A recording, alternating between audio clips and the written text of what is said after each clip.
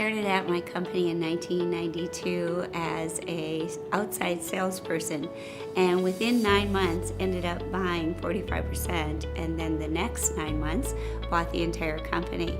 And it was very small. It was 7 people, very old technology, and we transformed it through the help of all my great employees, and I now have 30 some, into a very high-tech precision machining company.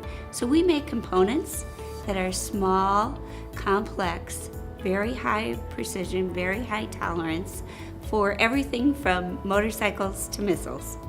I started there as a salesperson and quickly realized that they needed someone inside to really look at the costing of jobs and how to evaluate, how to quote, and how to put a schedule together. And that was my background, so I jumped in. And then when I realized that the company was in financial straits and the owner had some issues financially, I decided to jump in and buy the 45% because by then I believed it. I think machining was in my blood and I knew we could make it. And it was like getting in a canoe and you just kept paddling and you kept sailing in the right direction and it all worked.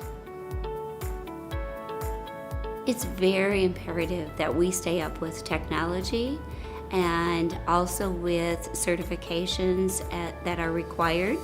For example, we are AS9100, which is aerospace certified, and it's so important that we go to every trade show, that we go to the new equipment sales, we learn the new tooling, the new technologies out there, and continuously upgrade our equipment in order to be able to manufacture at a competitive cost all the new parts that are being designed today because they continue to get more and more complex.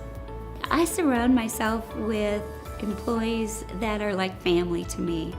They are the people who have made such a difference in my life.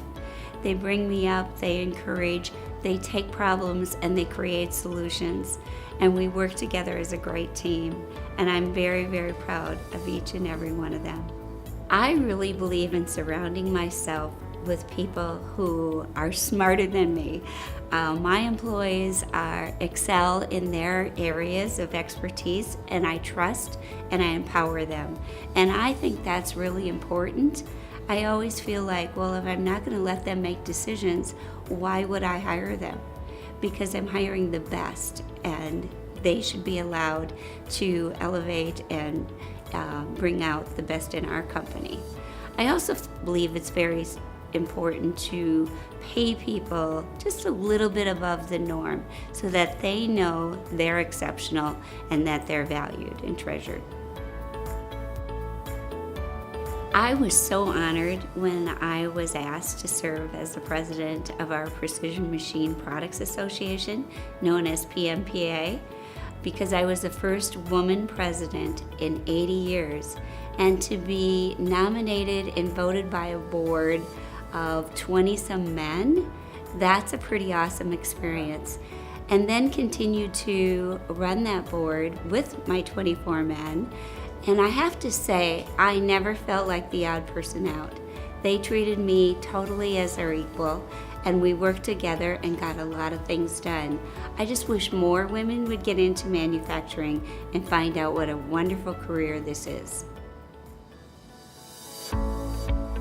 I've always been very interested in being involved in other organizations, whether that's nonprofits or giving back in some way. One of the most rewarding experiences I ever had was I mentored in a group called Hope for Tomorrow, which was encouraging young women in 8th or 9th grade to really live up to their potential, to their talents. And there was something in their lives that might have been holding them back. So I mentored for a year in Bloomington and was so impressed with the program that I brought it out to Burnsville. And from there, we actually grew it to 12 additional schools and actually started a Hope for Tomorrow for boys.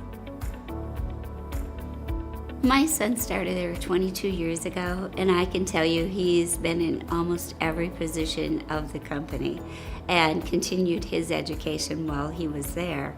And to me, it was really important that he realized he needs to live his dream not my dream.